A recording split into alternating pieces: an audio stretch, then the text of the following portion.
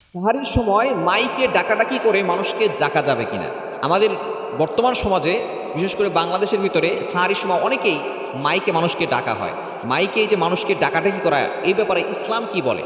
অবশ্যই আমাদেরকে খেয়াল রাখতে হবে।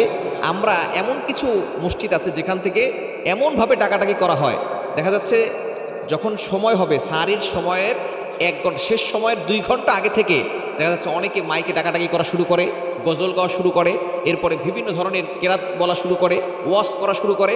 সুর দিয়ে সকল ওয়াজ মনে হয় সেই সময় করা দরকার। মনে রাখবেন, আপনি যে মাইকে ডাকাডাকি করছেন, একবার ডাকতে পারেন, তাতে কোনো সমস্যা নেই। একবার আপনি ডেকে দিতে পারেন, সকল মুসল্লিদের পরামর্শ অনুযায়ী একবার ডেকে দিতে পারেন। তবে এই যে আপনি সুর দিয়ে ওয়াজ করতেছেন, গজল গাচ্ছেন, অনেক শিশু বাচ্চারা ঘুমিয়ে আছে, অনেক অসুস্থ ব্যক্তিরা ঘুমিয়ে আছে, আপনি তাদের ঘুমের ব্যাঘাত ঘটাচ্ছেন। ইসলাম কিন্তু এতটা কঠিন নয়। অনেক বাচ্চারা ঘুমায় আর মা বাবারা তারা সাহারি করেন। বাচ্চা যদি ঘুম থেকে উঠে যায় তাহলে সাহারি করতে কষ্ট হয়ে যায়।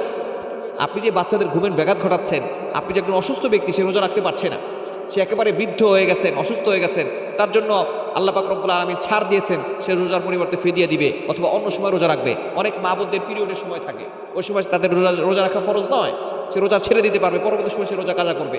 তো আপনি এমনভাবে টাকা শুরু করেছেন, এমনভাবে ওয়াজ করা শুরু করেছেন, নসিহত করা শুরু করেছেন যে তাদের ঘুমও ভেঙে গেছে। খবরদার, ইসলাম এতটা কঠিন নয়, ইসলামকে কঠিন করবেন না। মাইকে আপনি একবার ডাকতে পারেন, কোনো সমস্যা নাই, তবে বারবার ডাকা, বারবার ওয়াজ করা, কেরাত পড়া, আবার রেকর্ডিং চালু করে রাখে মাইকের ভিতরে, এটা কখনো করবেন না। ইসলামটাকে কঠিন বানাবেন না, ইসলামকে সহজ করো না। দিন ইসলাম, দিন হচ্ছে সহজ। এই জন্য আমাদেরকে এটা মাথায় রাখতে হবে যাতে করে মানুষের কষ্ট না হয়। ইসলাম সবসময় শান্তির ব্যবস্থা করে, মানুষকে কষ্ট দিতে নিষেধ করে।